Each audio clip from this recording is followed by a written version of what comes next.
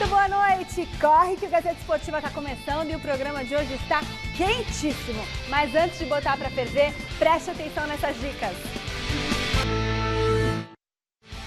E a gente volta já colocando você do outro lado da telinha para discutir o nosso principal assunto do dia. Antes, boa noite, mestre Alberto Helena Júnior. Boa noite. Boa noite, Osmar Garrafa. Boa noite, Michele. Olha só, ao longo do programa a gente vai discutir muito sobre o Corinthians, sobre a derrota de ontem diante do Independente Del Valle pela semifinal da Copa Sul-Americana.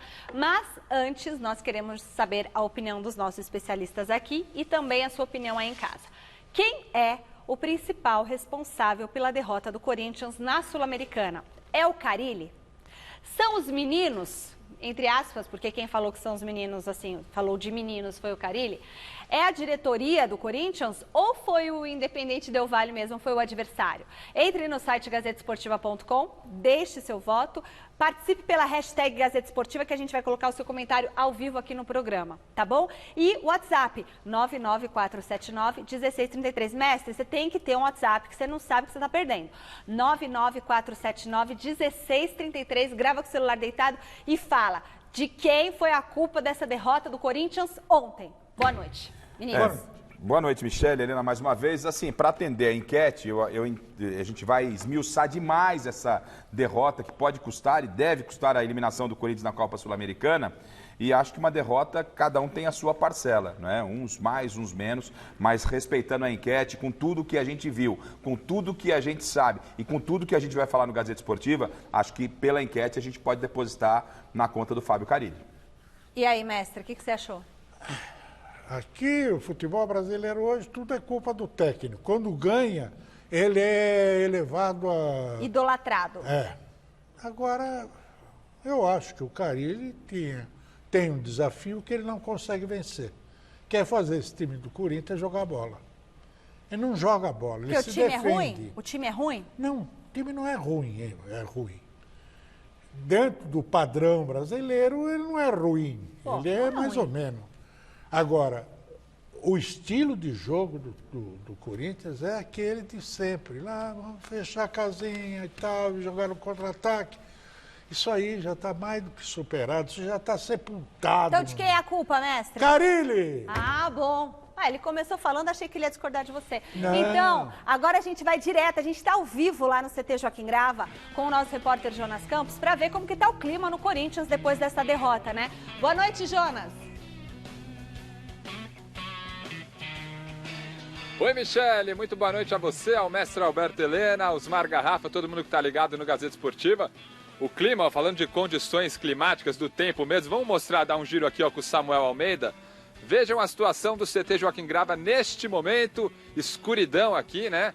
Campos aí completamente desertos neste momento, porque o Corinthians já treinou no início da tarde de hoje, desta quinta-feira. Aquele clima, né, Michele? Não muito bom, obviamente, por conta do resultado de ontem. Uma dura derrota contra o Independiente Del Valle na Arena de Itaquera. 2-0 no jogo de ida da semifinal da Copa Sul-Americana. Daqui a pouquinho a gente vai ter a matéria completa deste jogo.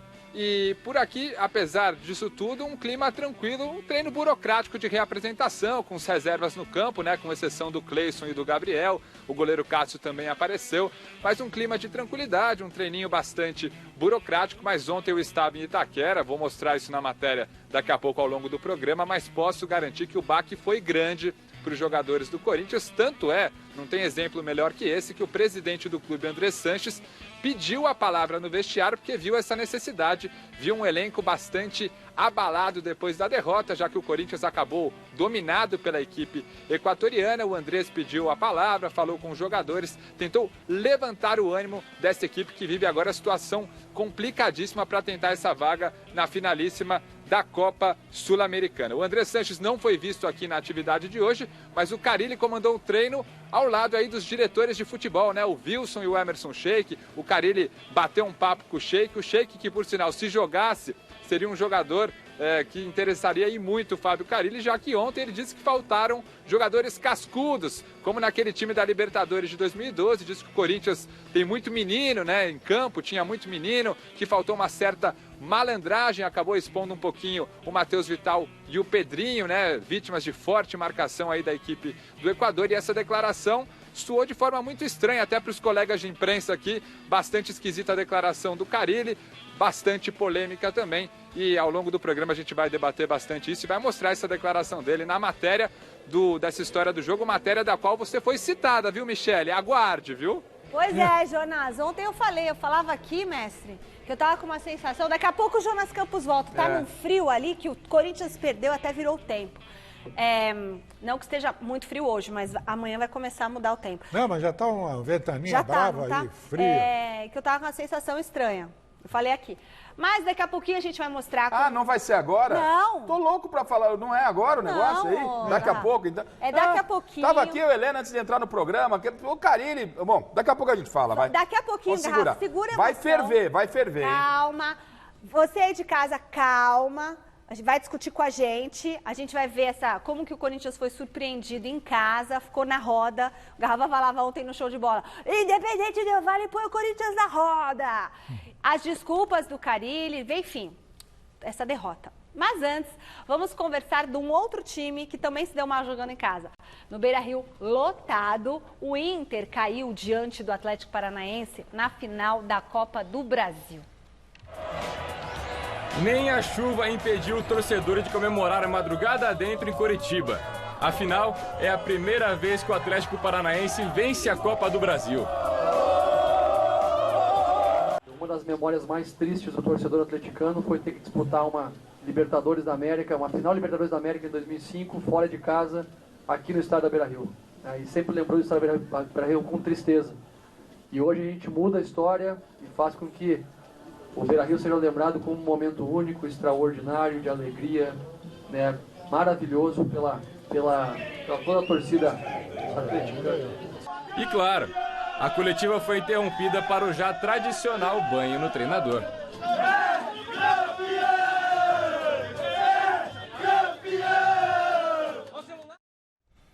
Coitado, será que ele tem uma outra roupa lá? Ou vai já ficam preparados, mas nessa hora vale tudo, Michele, e eu não sei o que pensa o mestre Alberto Helena Júnior, mas olha, foi um título irretocável desse Atlético, um título mais do que merecido, né? Recentemente, no passado não tão distante, ontem, podemos dizer assim, foi campeão da Copa Sul-Americana, é um time que vem sem muito alarde fazendo planejamento e conquistando títulos. Aliás, Daniel Alves, o Thiago Nunes nunca jogou bola, tá? O técnico do Atlético Paranaense, tá bom? Daqui a pouco vamos falar do Daniel Alves também, né? Não. Então tá bom. Falou que quem nunca jogou não pode falar nada. Ele nunca jogou, é campeão da Copa do Brasil, é campeão da Copa Sul-Americana e foi bater o Internacional dentro de Porto Alegre. Eu, inclusive, quebrei a minha cara, entendi até que pela tradição, fazendo minha culpa aqui pela tradição, porque é muito difícil vencer um Internacional lá dentro. E o Atlético é um time modesto, fez uma vitória justa. Falei, acho que o Inter vai se impor. E não foi isso que aconteceu, não. E a forma que acabou, o lance do Cirino, acho que fala por si. Parabéns à torcida do Furacão, parabéns ao Atlético, vaga na Libertadores, muito dinheiro no bolso e o título da Copa do Brasil, né, Helena? Sem dúvida, tudo que você disse é correto.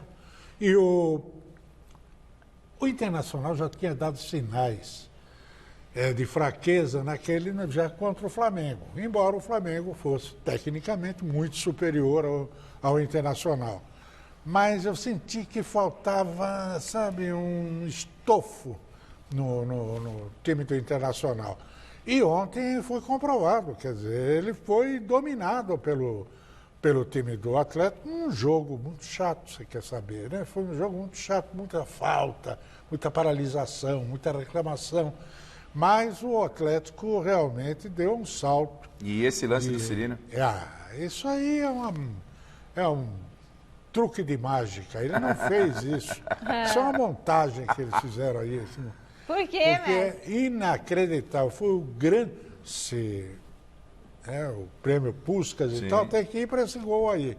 Porque, olha... Em decisão de campeonato, se livra de 2 jogadores como se livrou, dá o corte no outro e ainda dá o passe pro gol do título. Claro. Né? O gol foi praticamente do Cirino, né? Porque o outro só empurrou a bola para dentro, né? Não, foi um passe de mágica. Ele meteu de calcanhar no meio das pernas do...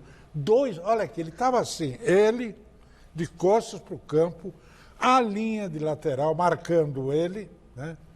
A bola na frente, a linha marcando aqui e 2 atrás marcando. Quer dizer, não havia... Ele estava encaixotado, ele estava dentro de uma caixinha, olha lá. Olha o come que ele dá de novo, ó. Ele acha o jogador chegando, um golaço. E um detalhe importante, Helena, que esse título do Atlético, ele coloca fogo no Campeonato Brasileiro. Por quê? Porque o Internacional agora começa a olhar com qual possibilidade para a Libertadores? Só o Brasileirão. O Corinthians, que a gente vai falar daqui a pouco, a gente vai falar desse Corinthians, né? Do time jovem do Corinthians, que eu não quero me alongar, vai, tudo bem. Com Wagner Love com 35 anos, o jovem time do Corinthians, a gente vai falar daqui a pouco. Corinthians praticamente fora da Sul-Americana, não sei. O Inter também só brigando por vaga na Libertadores no Brasileiro. O pessoal ali de sétimo, oitavo, o que esquenta o brasileiro com o título do Atlético Paranaense e a provável eliminação do Corinthians é uma grandeza, viu?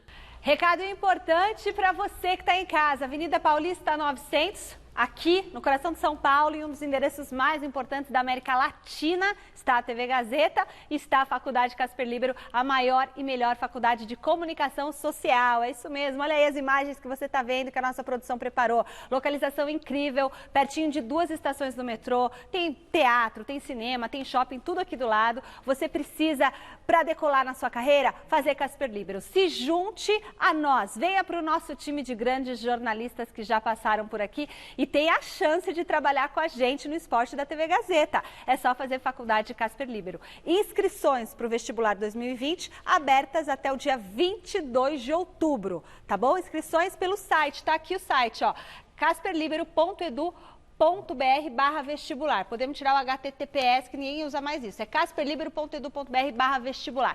Se você quer fazer jornalismo, publicidade, propaganda, relações públicas, é aqui, na Casper Libero.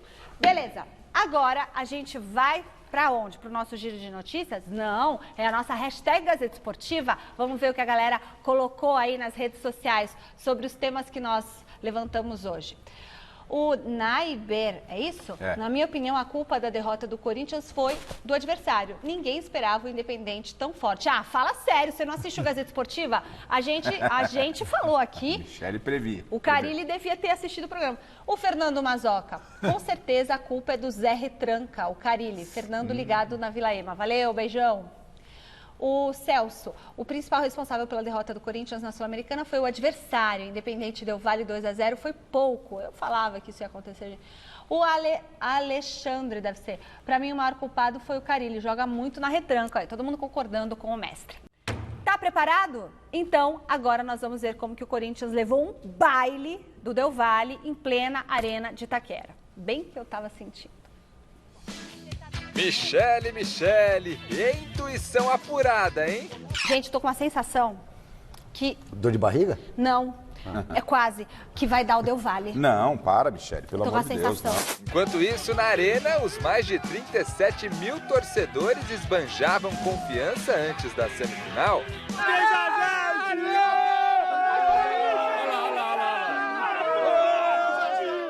Creo que estuvimos muy aplicados, sabiendo, como dice Cristian, el plan que queríamos desarrollar. Fuimos valientes para desarrollarlo, porque a veces puedes tener miedo y no querer intentarlo, y creo que lo intentamos, creo que fuimos valientes una noche más, y creo que por eso pudimos ser capaces de tener esa superioridad.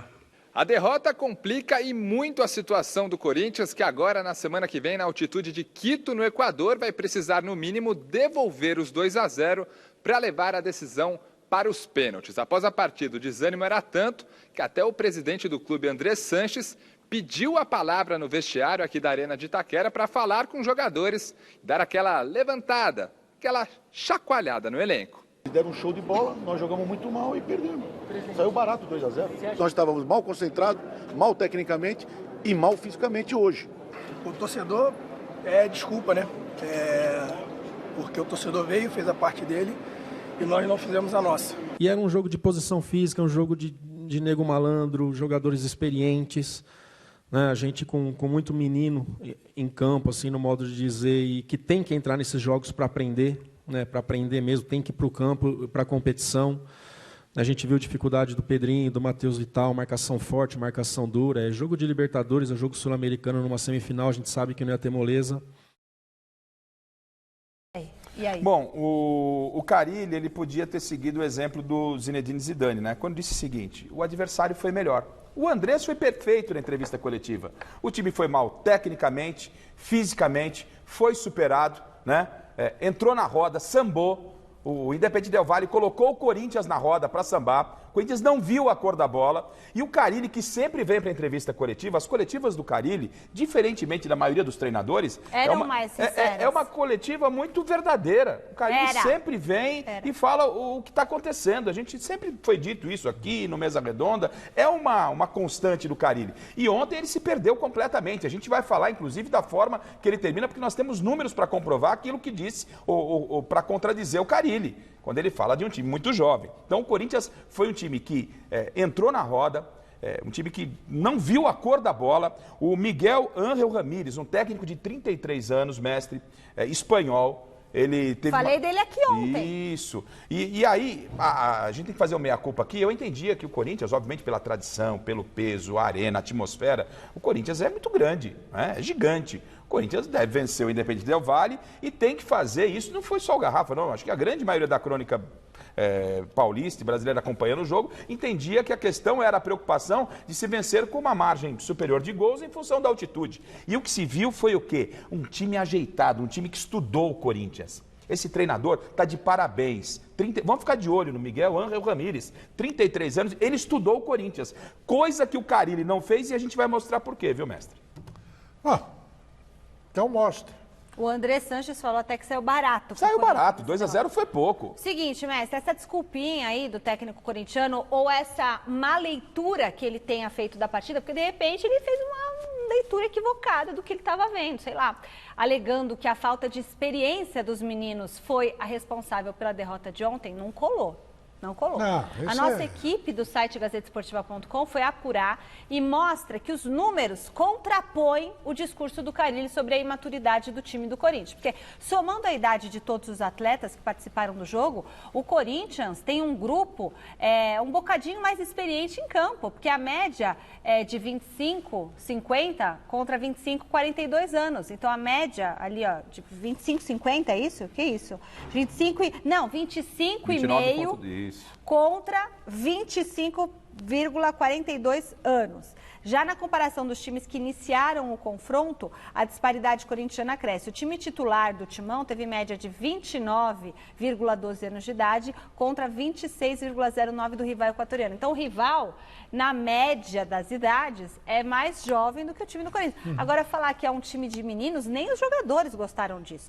O Corinthians teve 6 jogadores com 30 anos ou mais em campo. O Del Valle tinha 2 jogadores nessa faixa de idade. E o Carille, ainda acrescentando o que disse o Carille, mestre, até como subsídio para você, ele disse que o Del Valle foi um time cascudo, é um time experiente. Como experiente? O Corinthians tem o Wagner Love com 35 anos. Fagner, seleção. Cássio e Fagner disputaram Copa do Mundo recentemente. O Avelar jogou na Europa. Manuel e Gil, né, só para citar alguns.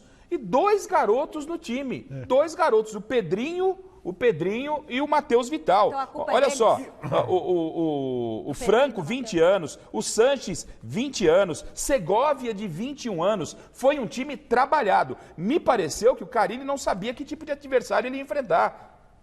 Eu não duvido disso, não.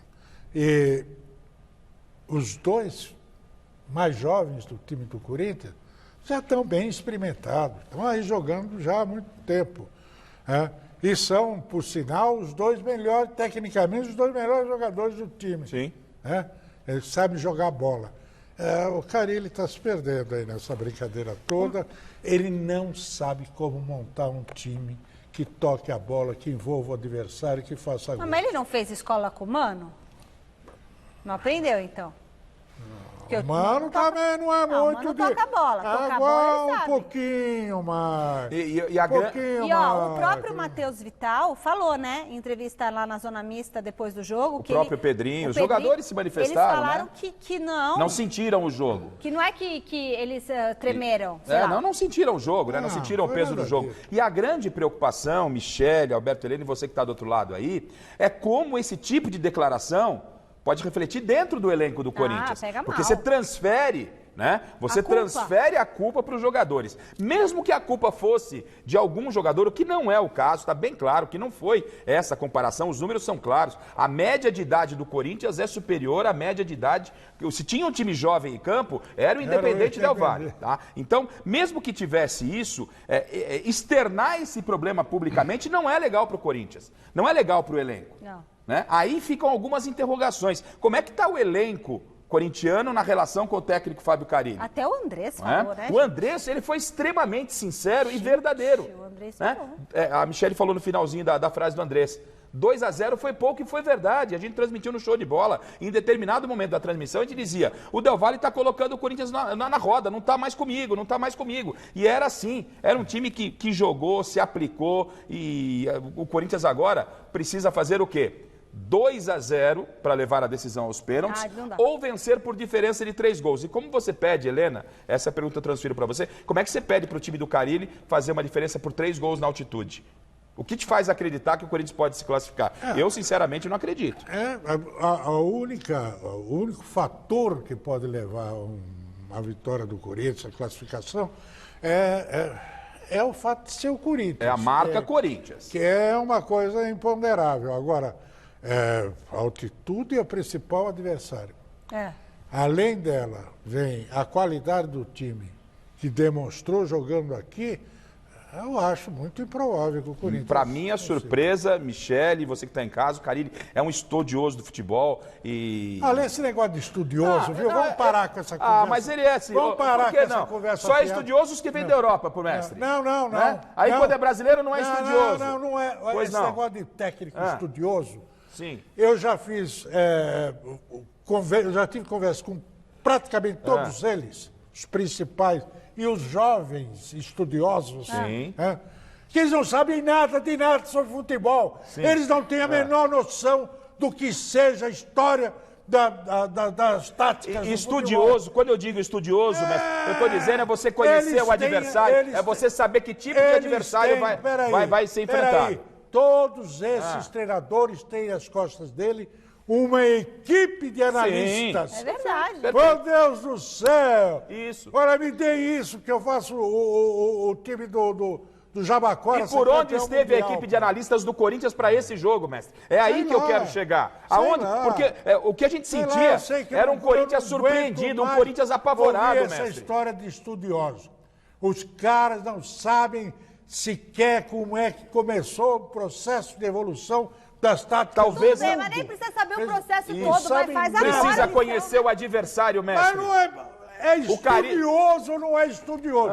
Se é estudioso, estudo implica em teoria e prática. Não é só a prática. Estude o adversário e enfrente o adversário. E foi essa lição que o Carille não fez, mestre. Sim, mas não. Foi isso. Ficou, para mim, ficou claro. E quando ele veio na coletiva e externa esse sentimento. Não é esse o sentido que é dado à expressão técnico estudioso. Todos nós sabemos disso. Sim, perfeito. Tudo bem. Quando se diz técnico estudioso, é aquele cara que vem. Não, mas o senhor está entendendo onde eu quero chegar. É aquele que estuda o jogo. Eu estou me referindo àquele que estuda o jogo. E se o estrategista, pronto, ficou melhor a frase do senhor. É o pragmático. O estrategista, o Carille é estrategista e não foi para esse jogo. Onde é que eu tenho que atravessar a rua e tal? E deveria ter assumido isso. E lamento, vamos ver qual. E a repercussão é grande. Vamos ver o que o Carille vai dizer. O Carille, quando ele é apertado pela imprensa, ele espana. Acho que amanhã tem coletiva. E só um detalhe, daqui a pouco o Jonas vai falar se ele prioriza o brasileiro ou vai com força máxima lá para a altitude. Que é daqui uma semana. E tem Bahia. É jogo direto. O Jonas daqui a pouco volta, né? Já volta. Quero só saber então. E agora? Vai ter Corinthians e Bahia no sábado. Isso, e aí na quarta já. Na quarta é o jogo da volta lá em Quito. 2.680. 2.680 metros de altitude. E ia falar o seguinte: se estudou para essa prova, bombou. Não estudou o suficiente. É verdade. Então não é estudioso. Você já tem alguma previsão para o jogo? A minha já falei ontem. É aquela lá. E segue. Hoje acontece o outro jogo da semifinal da Copa Sul-Americana, lá na Argentina. O Colón recebe o Atlético Mineiro às 9h30 da noite, no jogo que deve ser bem complicado para o Galo. Como toda semifinal, como todo equipo argentino, yo creo que la cancha va a estar llena, va a ser un lindo ambiente, en lo personal algo nuevo también, porque bueno, no me tocó nunca jugar en Argentina, como lo dije recién, entonces la verdad que nada, por un lado muy ansioso y por el otro lado tranquilo de que tenemos un muy buen equipo y podemos hacer las cosas bien. Y después bueno, de Colón nada, que buen equipo que viene en alza, contra San Lorenzo jugó muy bien, entonces hemos trabajado en eso, en que sabemos que es un equipo muy intenso y que hay que estar preparado. Chegou a hora e a vez do Giro de Notícias. Roda a vinheta. Começamos falando de um assunto que já é recorrente por aqui. O Procon fez ontem uma vistoria no Allianz Parque para checar se o Palmeiras resolveu aquele problema com a rede. Tirou a rede, será? Que dificultava a vista do campo no setor destinado à torcida visitante. Parece que a questão foi resolvida. O diretor executivo Fernando Capês, do Procon, a equipe de fiscalização, eles constataram que o novo material utilizado tem menos impacto visual do que aquele que estava sendo usado até a partida contra o Fluminense. Agora, o Procon deve fazer uma nova vistoria no próximo jogo do Verdão no Allianz para ver se está tudo mesmo ok. Então você, torcedor, que for lá no Allianz, tira a foto da rede, da nova rede, manda pra gente. Se a gente chegar é porque não é boa a rede. Já tô preocupado. Menos impacto não significa zerou o problema. Zero, não. Mas isso é um absurdo. Isso é botar rede para... Botar gaiola ali. Botar uma jaula para ele. E o cara paga É uma exigência do IPM. Do IPM, Instituto de Pesos e Medidas, do quê? Da PM. É uma exigência da PM. Para não atirarem coisas na torcida. Por quê? Porque fica embaixo. Que trata de cumprir a sua função e garanta a segurança. Garanta a segurança. As pessoas têm que ter um pouco também, um mínimo de civilidade, né? Verdade. Porque esse país caminha para a Idade Média rapidamente. Se bobear, bota então a torcida visitante em cima, ué. O Robinho desfalcou hoje o Istambul Basaksehir, sei lá, esse time, no jogo contra a Roma, pela Liga Europa. Sabe por quê? O que o Robinho desfalcou? Lembra o Robinho dos Santos? Sim, claro. Para não correr o risco de ser preso na Itália. Porque ele tem uma condenação por estupro pela justiça italiana. Lá em 2017, ele foi condenado a 9 anos de prisão, apesar de negar a participação no crime sexual praticado em 2013 por mais 5 pessoas. Gente, que horror. Então ele não pode pisar na Itália que ele é preso. Bom... Esquece. Muito bem, amanhã tem convocação da seleção brasileira e no Flamengo a expectativa é que a dupla de ataque possa vestir a amarelinha. No mês passado, o Bruno Henrique foi chamado pelo Tite pela primeira vez e agora ele não esconde o desejo de que Gabigol também possa estar na lista. A gente não chegou a conversar sobre isso não, como eu sempre falo. Acho que quem convoca, quem escala é o Tite, então... Ele com o staff dele vai procurar levar quem ele acha que ele deve levar. Acho que tem muitos jogadores no Brasil que está mostrando que tem chance na seleção, não só o Gabriel, outros jogadores de outros clubes também. Isso a gente consegue ver, né, a qualidade de outros jogadores também. Mas, como eu falei, o Gabriel está no momento dele, está num momento muito bom. Todos querem ver ele na seleção, né? Mas também quero, mas não sou eu que convoco. Então, aí fica a minha deixa, que quem convoca é o Tite. Não, o Bruno Henrique acho que está um pouquinho equivocado, Messi. Não é todo mundo quer ver o Gabigol na seleção, não. Mas eu quero. A torcida do Flamengo não quer, não. Bom. Porque tem Libertadores por aí. Entendeu? Os caras estão ligados na Copa Libertadores da América. A torcida do Flamengo, não, que vai levar para jogar esses amistosos meia boca. O Tite levou o Bruno Henrique. Também não leva a torcida do Flamengo. Esse Tite não sabe nada. É sacanagem. E levou o Bruno Henrique lá, meteu o David Neres para jogar, o Bruno Henrique comendo a bola. Eu não sei o que o Tite está pensando também. Bom, tem que jogar no exterior. Se jogar aqui no Brasil, não serve. E o Cebolinha que ganhou a Copa América pro Tite. Quem joga onde? Cebolinha. Não é? E joga onde? No Grêmio, futebol brasileiro, né? Sei lá o que está acontecendo com o Tite também, viu, O que acontece é o seguinte, eu acho que essa convocação... Não, o Tite não evoluiu. Ele ficou estagnado desde quando conseguiu ganhar as eliminatórias e tal. Foi para a Copa, ganhou aqui a Copa América, uma porcaria de Copa, do ponto de vista técnico. Agora, amanhã ele tem que chamar o Gabigol. Ele tem que chamar. O cara está fazendo gol para burro, está jogando muito, é o melhor jogador que o Brasil tem hoje no momento. E tem que chamar o Lodi, viu? Porque a lateral esquerda está um problema. Sem o Marcelo, o Alexandre não se desenvolve ali. E o Felipe Luiz lá também já passou da conta. E esse menino Lodi, que era do Atlético Paranaense, jogou ontem, inclusive, eu estava vendo, jogou muito bem. É um jogador de extrema qualidade, jovem, um bom nome para a Copa do Mundo, para a próxima Copa do Mundo. Bom, no São Paulo, o Cuca estava quebrando a cabeça para achar a melhor formação com todos os jogadores à disposição. Pois é, estava. Fernando Gavini, conta pra gente quem está fora do jogo contra o Botafogo sábado no Engenhão. Com as voltas de Igor, Vinícius e Hudson, Cuca teria pela primeira vez neste Campeonato Brasileiro todo o elenco do São Paulo para trabalhar. Mas não será dessa vez. E o desfalque é importante. No treino de ontem, aqui no CT da Barra Funda, Alexandre Pato voltou a sentir dores na coxa direita. Passou por exames e teve detectada uma lesão, um estiramento muscular que vai tirá-lo do jogo de sábado às 11 da manhã contra o Botafogo no estádio do Engenhão.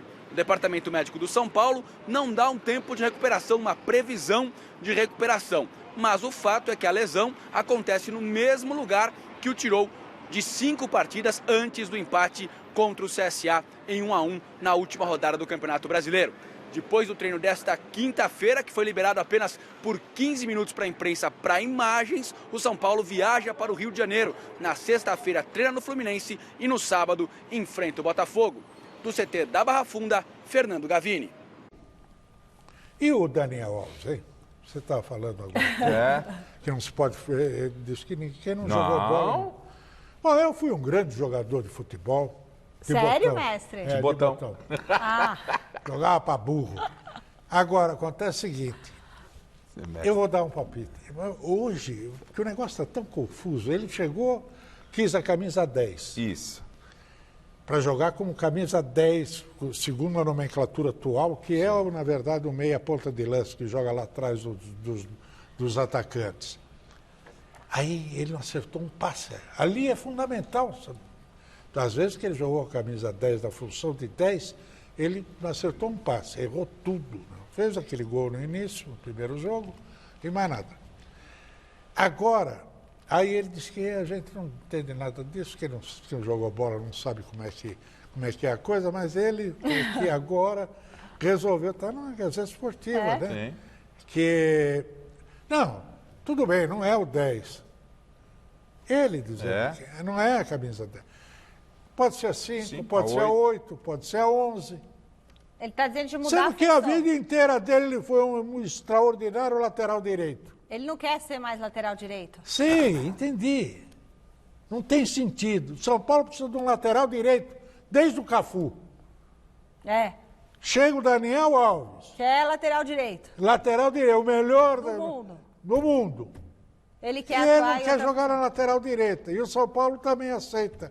E o São Paulo põe ele no meio. Bom, se ele quiser jogar pelo meio, eu vou dar uma sugestão aqui de quem nunca jogou bola e que vê futebol apenas há uns 75 anos, mais ou menos. Nossa, mas quantos anos tem? Mais ou menos isso.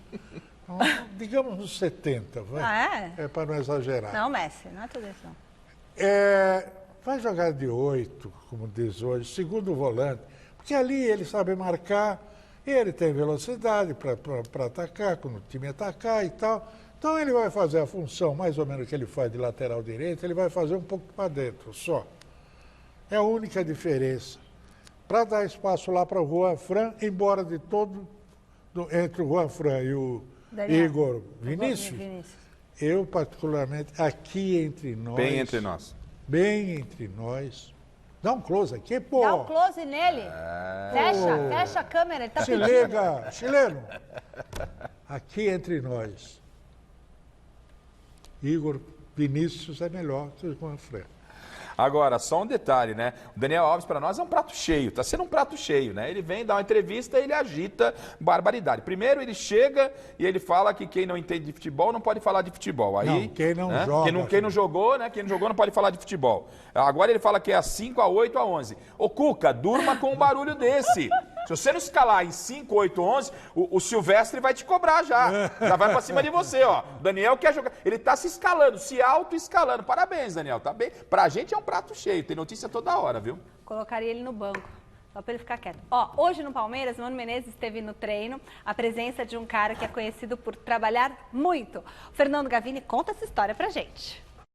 O Palmeiras teve um visitante diferente nesta quinta-feira. Muricy Ramalho, o ex-treinador, agora atacando em nova função, a de jornalista. Pegamos aqui, sabe que hora, meu? 7 horas da manhã, viu? É trabalho, hein? 7 horas da manhã? Olha só a vantagem de ser um ex-técnico. Para o resto da imprensa, o treino foi fechado e só foi liberado depois das 11h30, na hora da entrevista coletiva de Mano Menezes. Coletiva da qual Muricy também participou. Como é que é o Fortaleza hoje, Zé Ricardo?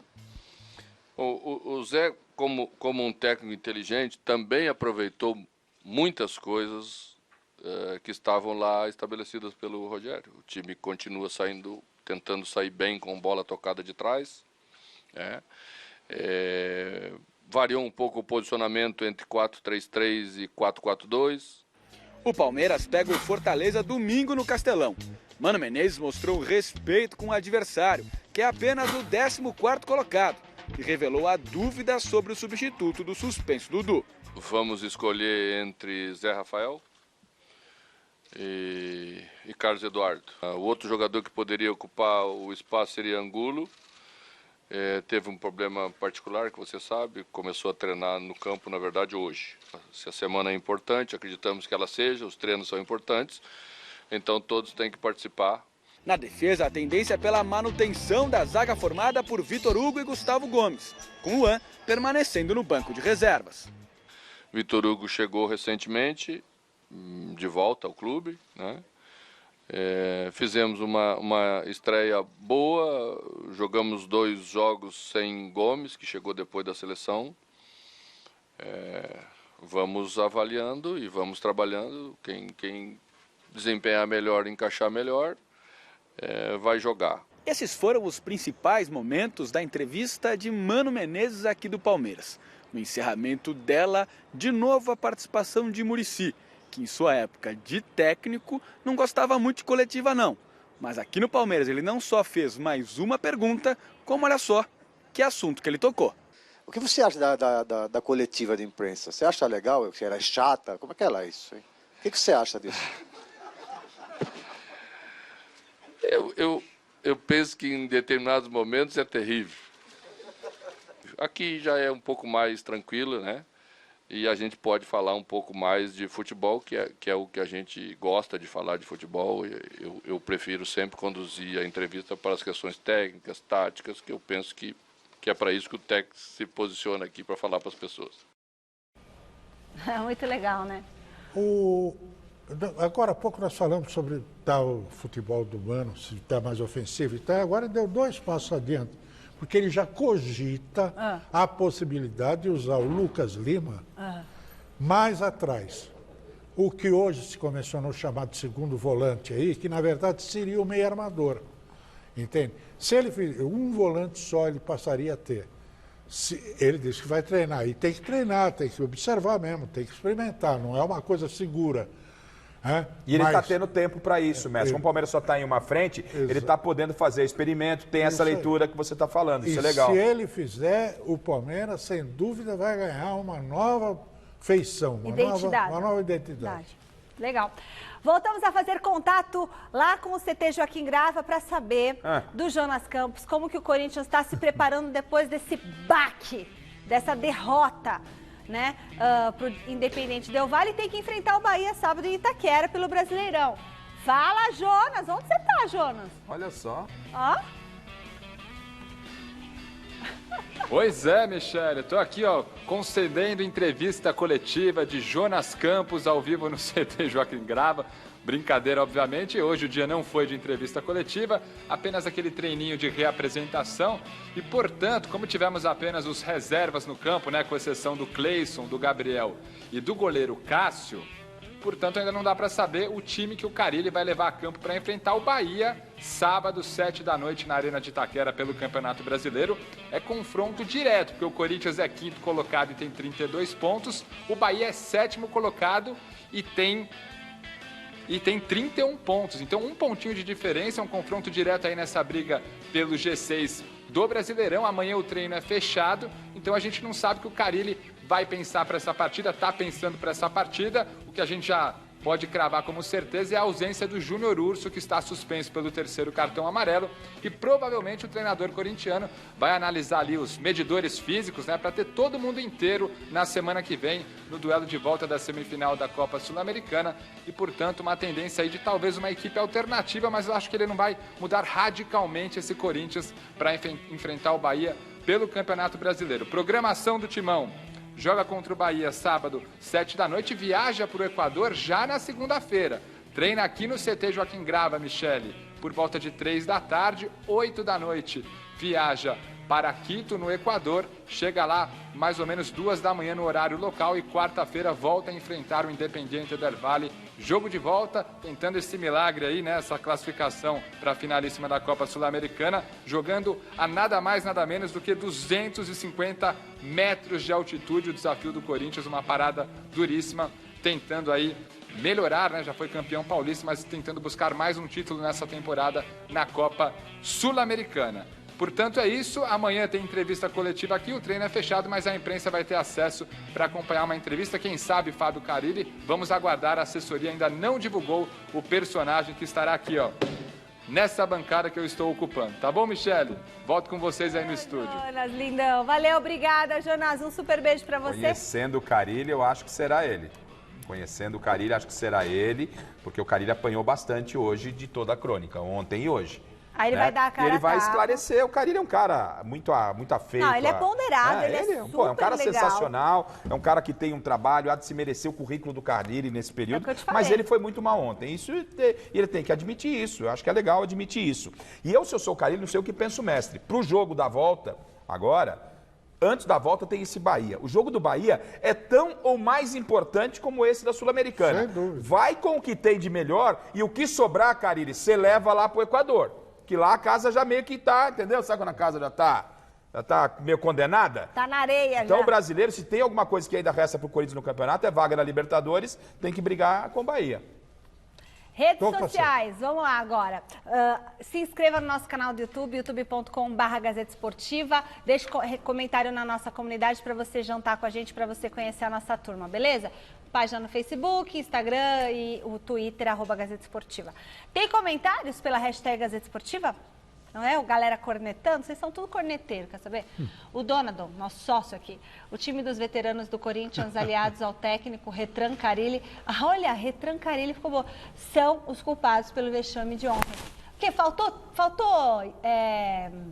depois eu falo. O Renato, o grande culpado é o Carille, não sabe montar time. Então ele só fala, olha lá, só sabe jogar fechado, explorar contra-ataque sem vontade de atacar. Falta repertório para esse time do Corinthians? Falta. Falta jogada ensaiada para esse time do Corinthians? Falta jogar bola. O Cláudio, não vejo outro responsável que não sejam os jogadores. Não vejo outros responsáveis que não sejam os jogadores. Vamos corrigir o português, galera. O Brito, Carille é o maior culpado. Também é fácil culpar o técnico, hein? Brincadeira, o time vem jogando mal, ele não tem coragem para trocar os jogadores e o estilo de jogo. Ai, gente, é difícil também. WhatsApp. Boa noite, amigos da Gazeta. Aqui quem fala é o Edu de Diadema. Então, a culpa da derrota do Corinthians foi o adversário, que era mais forte e superior a eles. Valeu, um abraço.